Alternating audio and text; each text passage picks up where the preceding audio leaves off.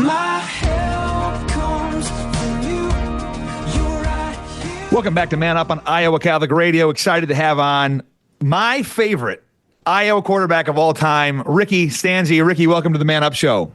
How we doing, Joe? Thanks for having me. I'm doing great. I got to give a little introduction to you here. For those of you who are not diehard Iowa fans or Iowa State fans, my apologies already. But so Ricky Stanzi posted a 26-9 record as starting quarterback. He also posted a 6-3 record against ranked opponents, including 3-0 against top 5 opponents in his career. And he also went 3-0 against Joe Paterno-led Penn State teams, and he went 3-0 over Kirk Cousins' Michigan State teams. And unfortunately for this no longer works. But you might not know this. You were one of the greatest stats for us. I'm going back and forth with my buddy John Leonetti or any of these Iowa State fans, and anytime they would say anything, I'm like, you guys realize Ricky Stanzi has more bowl wins than you do in the entirety of your program. That no longer works after like 2020, but at the time, it worked. So anyway, Ricky, welcome to the show, man. Hey, thanks for having me. To comment on all that, great defenses, great O-line, great rushing attack. That's all. Great coaching all around me. I just plug and play and try to do my job as best as I can. I think there's some leadership there at the top that worked well. Those were fun years. I mean, they truly were. They were my favorite. Obviously, I just told you off air that you were about the same age, so I was really at a time where I had no kids, no wife, and a lot of time to watch football, and I was all in on it. And those were just, those were really fun years to be an Iowa fan. Obviously, with you leading the team there, and it was just a blast to be a part of that. And we can maybe talk about some of that later, but it's interesting that actually, so John Leonetti, the guy I just mentioned, he's the one who told me, did you know Ricky Stanzi's like really Catholic? I'm like, what do you mean? He's like, he's into the faith. So I don't know much other than I went onto your Twitter and like, it's essentially just a Bishop Barron reposting on Twitter. Which I love Bishop Barron. I'm all in on that. So we'll talk maybe a little football later, but let's jump into this. So I had no idea that you were Catholic. I had no idea that this was important to you and your faith. I knew you loved America. Everyone knows that. I knew you went to Catholic high school, but that doesn't always mean anything. So walk me through what's your faith journey been like growing up? Yeah, I appreciate that question, because it's certainly, I think that the word journey is something that, kind of stands out as I think about it. Northeast Ohio, very rich in Catholic tradition. As we were talking about, I grew up going to the same church that I'm at right now, which was a grade school at the time called Immaculate Conception. So, born and raised Catholic, went to Lake Catholic in Menor. And so, those years, you kind of do the normal stuff that you do as a kid. You follow along, you take religion class. Was I super serious about any of it at that point? Certainly not, but I went through the steps. And then when I went to Iowa, there was a time there that kind of started a disconnect for me where I sort of fell away from the faith. And I really didn't practice through my years at Iowa. And that kind of led into, post Iowa years in the NFL. Similar, wasn't really a staunch Catholic, didn't really go through the necessary steps like I should have. But there was, the moment where my now wife and I, who were going through, pre-Cana, going through the phases of wanting to get married in the church. I knew for some reason that was important to me, right? I had to get married in the church. I remember my dad being like, if I have any requests, you got to have Ave Maria at your mass. And so like some of the tradition, kept me, even though I was maybe distant, I did feel tethered in a good way. Thank goodness. The morals and the ethics and the values are something that you carry with it. And so being married in the church is something that my wife and I did. Still at that time, kind of dabbling, not really putting both feet in. The thing that I definitely think was a huge catalyst for both my wife and I was when we started to have children. And, I have 4 children now, 10, 8, 6, and then a 2-year-old. And even at that point, I remember when I had the first one, Lenny, we didn't get him baptized right away. I didn't know where I felt I was fitting in as far as my religion went. I was having a lot of questions. I remember at the time reading a lot of now what they would call it as, new age books, Christ consciousness type of things. Very interested in that world. And almost a little, if I, be honest, kind of turned off from the Catholic faith. A lot of what I see people nowadays, allowing the sins of man to deter you from the Catholic Church, the actual institution that was put forth by Jesus, obviously. And so it was now looking back at it, a really good experience because I didn't realize I was kind of in a process of leading myself back to the Catholic faith. And so as I looked at the New Age stuff, and then right around COVID, things changed. You know, the world changed in my estimation. It felt like there was a line being drawn. You're either on this side, you're either on the good side or you're on the evil side. It started to feel that way. And there was just things that I had to deal with, especially as a father. Well, how am I going to raise my children? What are we going to root ourselves in? And so those questions started to become kind of a burning fire, if you will, to learn more. And I remember I started, you know, it just kind of started to happen like one domino at a time. I remember doing a podcast down in Tennessee. Gina Bontempo is the name, and she has a very successful podcast. And her co-host at the time, Mike, we started to have some conversations about it. And he kind of pointed me in the direction of Cliff Nettle, which is kind of a famous YouTube guy. He's famous for him and his son now kind of preach, and they'll go on, campuses, and they'll kind of do that whole evangelizing the youth. And it started to, kind of spark some interest for me. And I, with my business now and what I do is very, looking at movement, understanding the human body. The more I was learning about the human body, I'm like, man, this isn't by chance. Like, there's just got to be something here that points to intelligent design. So I hadn't really wrestled that first question.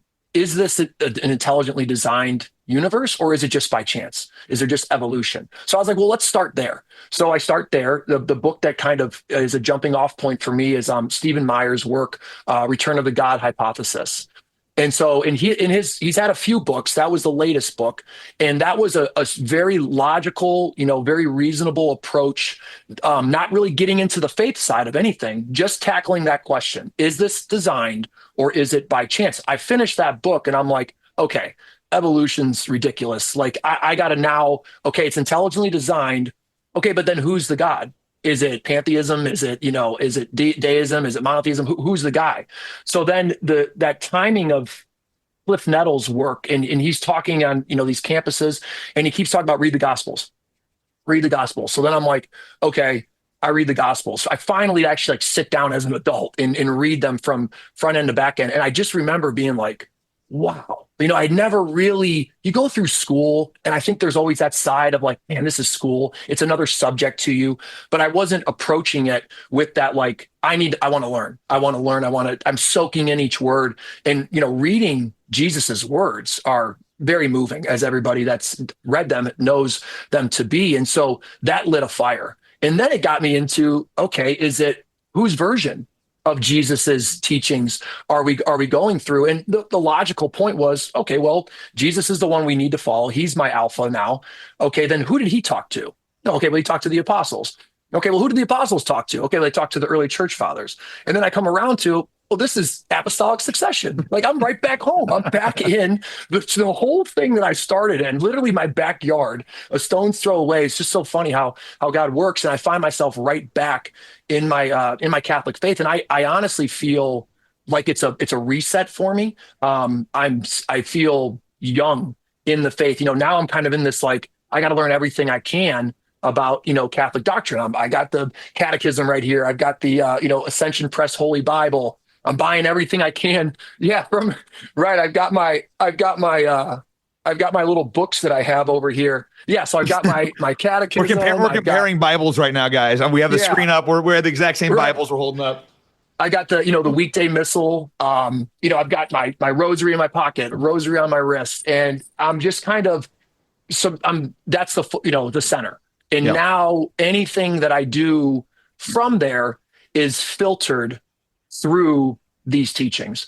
And so it's been a great journey. I'm appreciative of the moments where I was away from it, because I was able to study some things that now when I see information where even if they're saying the word Christ or they're talking about some of these teachings, I feel I'm better at discerning, where these arguments are. It's interesting because, I'm a cradle Catholic. And so I never had this, fall away thing that I never had, so you're coming at it from a much different lens than I am.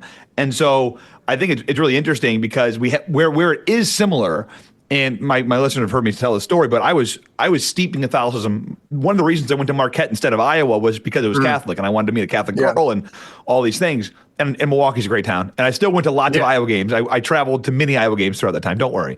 But the point of that is, it was when I was challenged in my early 20s by my first Protestant friend, to be totally honest with you.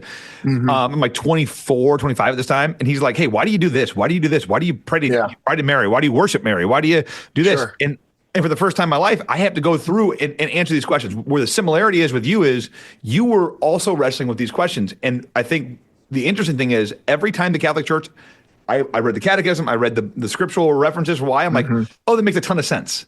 Oh, that makes like way more sense than I thought it would. And then you have someone like a Bishop Barron, we can get in him in a second, but like then you start having these amazing thought leaders who can explain it even more. And then I'm like, you man, I'm just on fire for it. Like, let's go. And I think in 2020, so for me, that was, and obviously this radio station had a big part of me too. In 2020 though, I think you're right. That was kind of a line of demarcation where it's like, hold on, there's something going on here. And I remember vividly and we were part of this homeschool co-op. And I remember saying, these are the kind of people here that they'll go to jail for this. Like, this is too important for us to not, and I think that's really where you saw, is your faith, and it was really the first time in our lives where, is there an opportunity here for us to really show what a red martyrdom might look like, right? And I think that we saw that for the first time in 2020, where it's like, oh my gosh, like what is going on here? So I am curious, going back to your childhood, were you guys like a Sunday mass going family, that kind of thing? Okay, you did do that. Yeah, we were, and my parents still are. And I think there was obviously, my father, he's a man who's going to pray every single day. And he's you saw that going up to his faith. I did. Yeah. Okay. So I think those things, like, it was important for us to get to mass. That was something that was a, family tradition. The same, we have Sunday pasta, like things like that were just my parents. My father was, he's 100% Italian.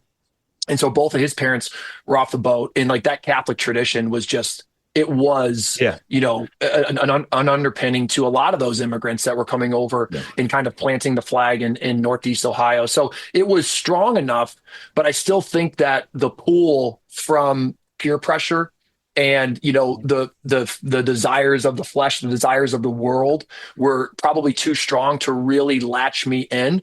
And the other side is, maybe this is just how my journey needed to go to kind of, how I needed to come back around to truly studying it. But yes, that's been great, is that now my parents, my wife's parents, were all in that same thought process. Like, it's all Catholic. We're all on the same page. That makes it so much easier when you're raising your children and you're doing, things around the neighborhood and meeting like-minded people. I think as you get older, you're like, you're done wasting time. You're going to surround yourself with the people that are going to be like-minded. And that's, an important part of, I think, the journey as well. Somebody had asked me recently what the most, like, it was a pretty pointed question, what the most important decision I ever made in my life was when it came to whatever, fatherhood or anything. I said, man, honestly, I think it was the decision, and maybe it wasn't like a decision in time, but it was eventually, it all happened on who we associated ourselves with.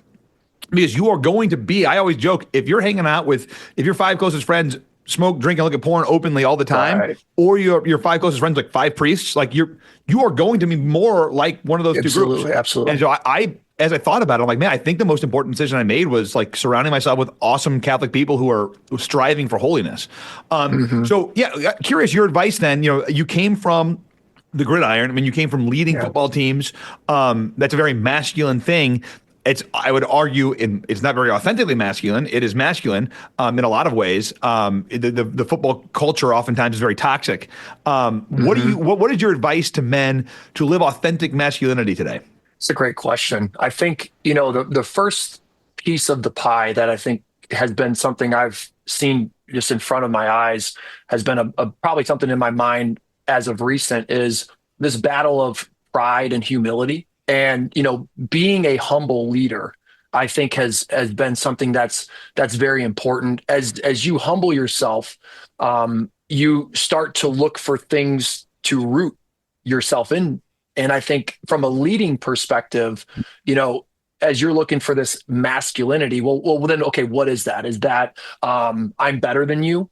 I have more women than you. I have more cars than you. I have more money than you. What is it? That version of the, kind of the masculinity that you see sometimes paraded around on social media, or is it, humbling yourself and hey, kids, when it's time to go to bed, we're going to say a decade of the rosary. We're going to pray together, right? I'm going to lead by example of, I'm going to watch the way that I speak. I'm going to watch what comes out of my mouth around my children. I'm going to lead with my example. I'm going to try to get up in the morning and go to, 7:30 mass as often as I can, so that I know how, looking at my father and watching him kind of operate, that's a huge influence on me. And it's more of the actions than it is the accolades. These accolades, I think, sometimes get put on as if that's what makes you masculine. But a lot of that, as I found, just leads to pride.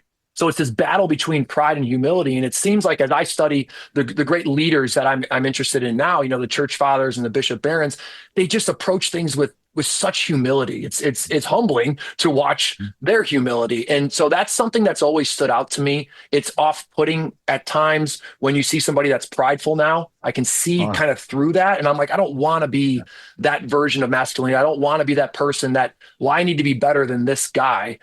Let's follow what Jesus did. How did he act as a man? He's obviously our alpha. You're going to attach yourself to, there's going to be an alpha. You're a wolf. You're running in a pack. Well, who's your leader? If it's not Jesus, then it's the worldly desires. It's the flesh. And that is where the pride is. If I watch Jesus, man, this guy was humble. This is God in human form. And every step along the way, he's humble. He's a servant. And so I think the servant mindset, the humble mindset, when you get into that world, some of those natural, leadership qualities, I think, are better. And that's where I, would try to push people is, check your pride, check your ego. It's so sneaky. It's like we joke with the kids and we talk about, my youngest will be like, which, Bible story you want to read? The sneaky snake story.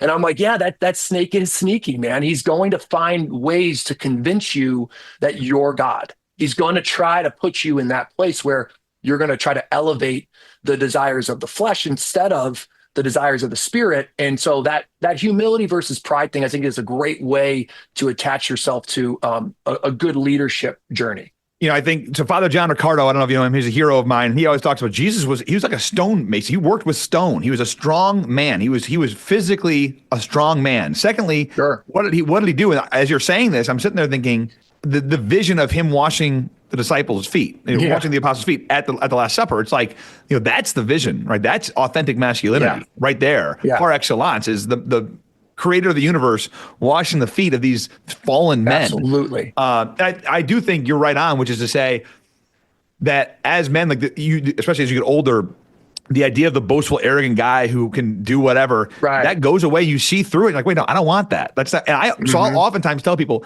figure out who you want to be like find those humble leaders. I mean, I'm a big, I love George Washington. There's a handful of guys out there who I look at, I'm like, man, these guys are just incredible. Like, okay, try to be like them. So you mentioned your father. I use my grandfather a lot, and my father, pick out those, and usually those people are not brash, they're not prideful, they're not arrogant.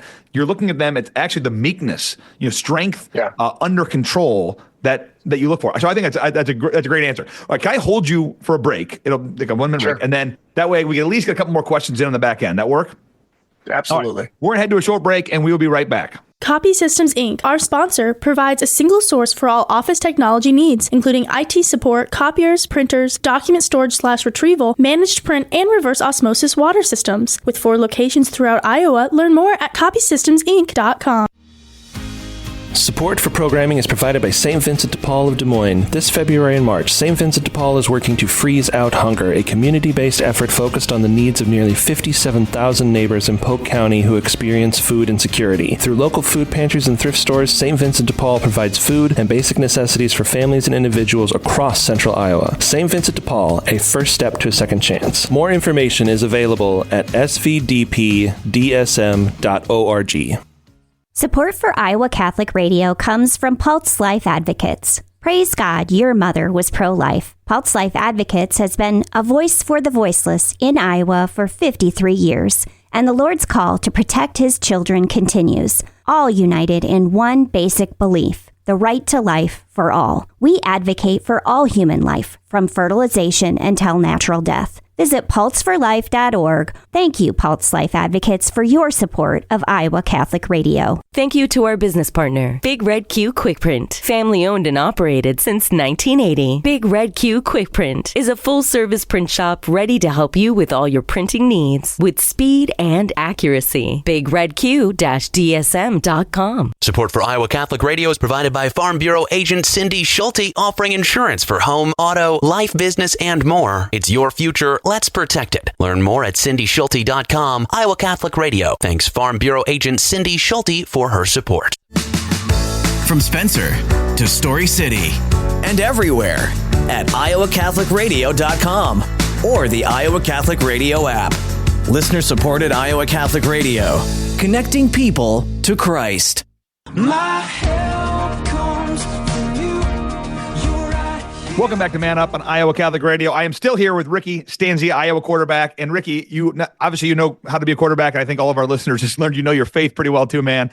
So as you're going through this journey, I'm curious if there's any resources that really you like today are still feeding you, or things you'd highlight. You hit on a couple of them, but things that you'd recommend to our listeners say, hey, this was really impactful for me and this continues to be. Mm-hmm. Yeah, the thing that jumps out the most that I would recommend first and foremost, because we tend to learn so well with our senses, right? So having that touch, having that sense in involvement in what you're doing, get yourself a rosary, put it in your pocket, keep it in your pocket, pray the rosary every single day. That is, when I start to look more into the rosary and the miracles and the things that are surrounding it, if you pray the rosary every day, one of two things are going to happen. You either stop sinning or you stop praying the rosary. Like those are some quotes that you've seen from early church fathers. So that's one of my things as I was coming back to the faith and still, untethering myself from some of these, desires of the flesh. That was the thing that I just kept coming back to it. And I remember some priests, I remember Bishop Malesic in our district being like, get a rosary, put it in your pocket, put your hand on it, just have it with you at all times. And I even though I wasn't really that deep into it as I am now, I just kept going because it's a thing you can just rep out. And when you don't really have the muscles quite yet, you need to put your hands on something. And I think having that there, the rosary, it's been given to us by Mary for a reason. She knows that we need to kind of integrate multiple senses to prayer. And then once you catch rhythm, I almost feel dirty if I don't get the prayer in. I almost feel like I'm missing, it's like food now. So that's one thing. I think you got to get prayer into your life. The rosary is my favorite version because it's something we can hold. It's a reminder constantly. You can feel it around you. The other piece is, in a technological sense, I think, these phones they're in the eye of the beholder. I have a, picture of Mary on the front and the Hallow app, the Ascension app. Your phone isn't inherently evil. It's neutral. What do you want to direct your focus through? So I think having setups, reminders, like prayer reminders on your phone are really great. The Hallow app and the Ascension app have done a tremendous job of making it easy. There's times where when you're starting off, go follow the rosary in the Hallow app with Bishop Barron. He says it for you. His reflections are incredible at the mysteries. If you want something a little quicker, you can go to the Ascension Press app, and Father Mike Schmidt has a version there. And these are easy ways to kind of tether yourself to the boat of the spiritual leaders around us they're well versed. They've journeyed further than we have. Like I said, I still feel like I'm young in this. I almost at times am scared to talk because I don't feel like I have earned that right to speak on it as definitively. But you let the fire burn, and when it's time to speak, you speak. But I try to surround myself with a Bishop Barron. You got a million emails coming through. Well, one of my emails that I read every single day, I have to get to it, is Bishop Barron's daily gospel reflection. And there was another monk that he pointed that out. He's like, look, the Catholic Church they've got a daily missal. So there's going to be a reading that day. There's going to be a gospel that day. Just get in the flow of that. So you're kind of with the liturgical calendar, it feels like I'm in the breath of the church. I'm just kind of inhaling and exhaling. I'm almost on a float down a lazy river. If you just attach awesome. to the liturgical calendar, you got it followed. And it's the gospel's not that long. The first reading's not that long. Just read it. And it's an easy way to digest these things. I think these guys like Father Mike Schmidt and Bishop Barron are doing such a good job of taking back technology, bringing it to us and using it to our advantage, like the Bible in a year, the rosary in a year. There's so many easy ways to just get the foot rolling. And then the thing that like my thing that I have to have, like I showed you my rosary, and now I've got this, like I used to be obsessed with tennis shoes, and now I'm on Etsy looking at rosaries. I'm like, I got hanging on the wall. And so this is like, keep it in your pocket. And then I'm like, well, I need something a little closer. It's a little quieter. So I've got one on the wrist. And it's just that feel like when I need to attach myself to, bring the spiritual side to the physical, the having that rosary for whatever reason, just, it makes so much sense to me. And I keep trying to learn more about it. Your point on the idea of connecting yourself to the church, I think people always are trying to look for the new thing. They're trying to reinvent something. Yeah. And I oftentimes say the liturgical calendar, once I discovered this idea of just living liturgically, it is, the church has it laid out for you. You don't need to recreate something crazy. Even in prayer time, I do the liturgy of the hours. I start with morning prayer. I have a night prayer. I'm like, I'm just saying the Psalms that were written by David, 2,000-3,000 years ago. And it just kind of works. Ricky, all right. So we talked offline. We didn't get half the stuff done that I was wanted to talk about. We're talking about your business. I want to talk about some other stuff. We'll have to do it another time. Dude, this was awesome. I really appreciate you jumping on today. I think obviously our listeners, especially the Iowa fans in the house, are like, man, he was already my favorite quarterback, and now he's like definitely my favorite quarterback. So Drew Tate he was great, but he can't talk to faith like this, man. This is great. So Ricky, thanks for joining me today. We'll reconnect and find another time to get you on. And thank you for joining me today on Man Up on Iowa Catholic Radio. I am Joe Stopulus. It's time to man up. Man Up, inspiring men to live out their call to holiness.